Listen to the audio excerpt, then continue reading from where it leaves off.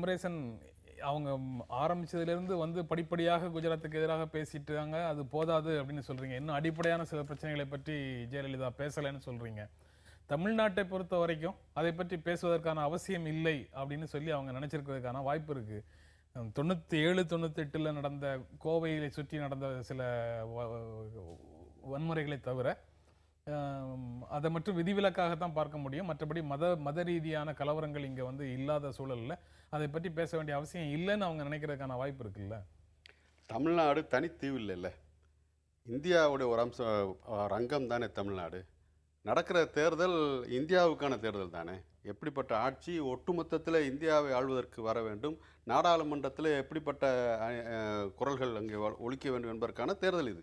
இதில் அதை பற்றிய எந்த விமர்சனமும் இல்லாமல் மோடியினுடைய இன்னொரு முகம் இருக்கிறதே, இந்த வளர்ச்சி பற்றி அது பொருளாதார விவரங்கள் பற்றி சொல்வதற்கு பதில் சொல்லுவார், சரி, ஏன்னா அது வசதியாக இருக்கிறது. ஆனால் அதை தாண்டி செல்வதற்கு ஏன் தயக்கம்? சொல்லப்போனால் நமக்கு தெரியும், நம்ம ஒரு சின்ன வரலாற்றுலேருந்து ஒன்று சொல்ல வேண்டியது. ஏன்னா அந்த பின்னணியில் தொடர்ச்சிகிறதோ ஒரு இடதுசாரிகளோடு இணைந்திருந்தால் அதற்கெல்லாம் ஒரு சரியான செக் பாயிண்ட் கிடச்சிருக்கும். அது உதறியதற்கான காரணத்தை நான் வேறு மாதிரி தேடி பார்க்குறேன். உதாரணமாக நரசிம்மராவ் பிரதமராக இருந்தபோது தேசிய ஒருமைப்பாட்டு கவுன்சில் கூட்டப்பட்டது. அதில் இந்த பாபர் மசூதியை இடிப்பதற்கான அந்த சதி வேலைகளை தடுத்து நிறுத்துவதற்கு, அப்படிப்பட்ட முயற்சிகளை தடுத்து நிறுத்துவதற்கு அரசாங்கம் திட்டவட்டமாக நடவடிக்கை எடுக்க வேண்டும் என்று ஒரு தீர்மானத்தை அன்றைக்கு கம்யூனிஸ்ட் கட்சியினுடைய பொதுச் செயலாளராக இருந்த செர்ஜித் அவர்கள் கொண்டு வருகிறார்கள். அந்த பிஜேபி அந்த கூட்டத்தை புறக்கணித்து விட்டது. அதில் கலந்து கொண்ட அத்தனை முதலமைச்சர்களும் அதை ஆதரித்து வாக்களித்த போது ஆதரிக்காத ஒரே ஒரு முதலமைச்சராக இருந்தவர் இன்றைக்கு முதலமைச்சராக இருக்கிற இதே ஜெயலலிதா அவர்கள் தான். அப்போ அந்த பின்னணி ஏன் அது அப்போ அதை பற்றிய கவலை தமிழகத்தில் மட்டும் எப்படி இல்லாமல் போய்விடும்? தமிழகத்திலே 48ல் பிடி ரணதீவை பொதுச் செயலாளராக இருக்கும்போது மார்க்சிஸ்ட் பார்ட்டி எப்படி நடந்ததோ, அல்லது இந்திய கம்யூனிஸ்ட் கட்சி எப்படி நடந்ததோ அதே மாதிரி 52ல் நடந்ததா? அந்த ஒரு 4 ஆண்டுகள்ல சுய விமர்சனம் செய்து தங்களை மாற்றிக்கொள்ளவில்லையா? அதெல்லாம் இன்னொரு பார்ட்டி செய்யும் போது ஏற்றுக்கொள்ள மாட்டேன்னு சொல்றது எப்படி சரியா இருக்க முடியும்? இந்த 20 வருடங்கள்ல அவங்க ஏற்கனவே நடுவில் ஒரு முறை சொன்னாங்க, ஒவ்வொரு ஆண்டும் ஒரு வயது ஏறுகிறது, நான் முதிர்ச்சி அடைந்து கொண்டு இருக்கிறேன் அப்படின்னு சொல்லி இடையில சொன்னாங்க.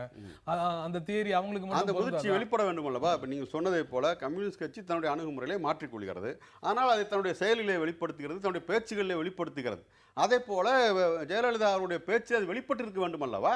ஏன் இதை பற்றி விமர்சிப்பதற்கு அந்த தயக்கம், அல்லது அதை அப்படியே மூடி வைத்துக் கொள்வது ஏன்? மோடி தேவையில்லை, இந்த லேடி தான் தேவை என்று முடிவு செய்யுங்கள் என்று சொல்கிறார். ஆனால் நீங்கள் ஏன் இந்த மதவாத பிரச்சனையை பற்றி பேசுவதை மூடி வைத்துக் கொள்கிற என்ற கேள்வி கேட்கிற உரிமை மக்களுக்கு இருக்கிறதே. அவர் வந்து மோடி தேவையில்லைன்னா சொல்லல, சிறந்த நிர்வாகி, நான் அவரை விட சிறந்த நிர்வாகி அப்படின்னு மட்டும்தான் சொல்றாங்க. ரேஸ்ல நான் இருக்கேங்கிறத சொல்ல முடியும். ஆமா, நேரடியாக சொல்ல முடியாது ரேஸ்ல நான் இருக்கேங்கிறத, அதை மட்டும் அவங்க சொல்றாங்க. இப்போ மதவாதத்தை பற்றி பேசுறது இல்ல, மதச்சார்பின்மை பற்றி பேசுறது இல்ல, வளர்ச்சியை பற்றி மட்டும் பேசுவோம் அப்படின்னு ஒரு அஜெண்டாவை பிஜேபி வைக்கும்போது இவங்க வந்து அந்த அஜெண்டாவுக்கு பதில் சொல்ற மாதிரி பேசுறாங்க. இல்லை, அதாவது இங்கே வாக்குகளை பெறுவதற்கு, இங்கே மைனாரிட்டி வாக்குகள், அதாவது மத சிறுபான்மையினருடைய வாக்குகளை பெற வேண்டும் அப்படின்ற ஒரு முடிவு செய்து விட்டால் அப்போ நிச்சயமாக மதவாதத்தை பற்றி பேசணும். பாரதிய ஜனதா கட்சி முஸ்லீம்களுக்கும் கிறிஸ்தவர்களுக்கும் எதிரான கட்சி என்கிற ஒரு தோற்றத்தை ஏற்படுத்தணும்.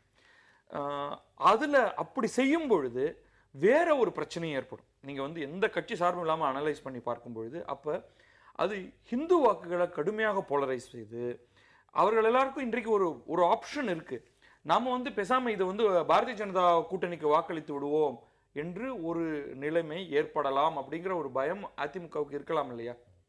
அப்ப எதற்காக, அதாவது ஒரு பர்டிகுலர் கான்ஸ்டிடுவன்சி ஆஃப் ஓட்ஸ் வந்து அதிமுகவுக்கும் போகலாம் பாரதிய ஜனதா கட்சிக்கும் போகலாம் என்று இருக்கும் பொழுது அவர்களை நாமளே வழியை வந்து துரத்தி நம்ம வேற ஒருவருக்கு அனுப்பிவிட்டு நம்முடைய வெற்றி வாய்ப்புகளை குறைத்துக் கொள்வதாக ஆகிவிடாதா? அதனாலதான் அவர் அதை பத்தி பேசல அப்படிங்கிறது ரொம்ப திட்டவட்டமாவே தெரியுதுங்க. அவர் சொல்றதை நீங்க எப்படி பாக்குறீங்க?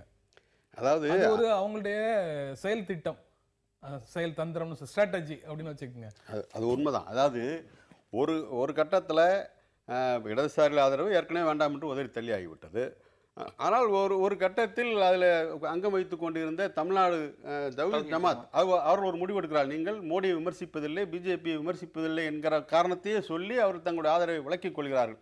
அதற்கு பிறகுதான் மோடியை பற்றிய தாக்குதல் என்பதை இவர் தொடங்கினார். அது கூட அவர்கள் உண்மையிலே எதை விரும்புவார்களோ, எதை குறித்த அச்சத்தோடு அவர்கள் விலகினார்களோ அதை பற்றியே தொடவே மாட்டேன் என்று சொல்வதில் இவர் சொன்ன அந்த 2 அணுகுமுறை என்பது இருக்கிறது. ஏனென்றால் ஒரு பக்கத்தில் இந்த சிறுபான்மை மக்களுடைய ஆதரவை இதன் மூலமாக தக்க வைத்துக் கொள்ள முடியுமா என்று முயற்சி செய்வது, இன்னொரு பக்கத்தில் இந்த பெரும்பான்மை மக்கள் என்று அந்த முத்திரை குத்தப்பட்ட அந்த மக்களுடைய ஆதரவையும் பெறுவதற்கு அது சிதறிவிடாமல் தன் பக்கம் வருவதற்கான அந்த இரட்டைத்தனமான அந்த அணுகுமுறை என்பது இப்படிப்பட்ட அரசியல்வாதிகள் இருக்கத்தான் செய்யும். அதைத்தான் அவரும் செய்கிறார். தன்முனைப்போடு கூடிய ஒரு தலைவராக ஜெயலலிதாவை பார்த்தோம்னா, பிரதமர் போட்டிக்கு நானும் இருக்கிறேன் அப்படின்னு அவங்களும் டிக்ளேர் பண்ணும்போது இயல்பாகவே மோடி எதை ரெப்ரசன்ட் பண்றாரோ அதற்கு எதிரான நிலையில அவர் வந்து நிற்கிறதாக ஒரு பார்வை வருது. இல்ல அப்படி கிடையாது. ஏன்னா இவர் வந்து அதாவது எப்ப நடக்கும்னா, ஒவ்வொரு மாநிலத்திலையும் மோடிக்கு எதிரான ஒரு கட்சியோடைய தலைவராக நம்ம இருக்கும் பட்சத்துல தான் அது அவரை எல்லா இடத்துலையும் நீங்க எதிர்த்தாகணும். மாற்றாக தமிழகத்துல ஆரம்பத்திலிருந்து பாரதிய ஜனதா ஒரு மிகச்சிறிய ஒரு இடத்தை தான் தக்க வைத்துக் கொண்டிருக்கிறது. அது இவ்வளவு பெரிய ஒரு கூட்டணியை உருவாக்கின பிறகும் கூட அது 2வது இடத்துக்கு வருமா அப்படிங்கிறதுல சில கேள்விக்குறி இருக்கு. அப்படி இருக்கும்பொழுது மோடியை முன்னிறுத்தி அவரை அட்டாக் பண்றதுல வந்து பிரயோஜனமே கிடையாது. இவர் 2 பேருடைய தந்திரமும் வேறு. இப்போ மோடி வந்து 230 240 அதாவது அவருடைய கூட்டணிக்கு அது வந்து 270க்கு மேல இடம் கிடைக்குமா அப்படின்னு பார்க்கும்பொழுது அவர் செய்யக்கூடிய விஷயங்கள் வேற.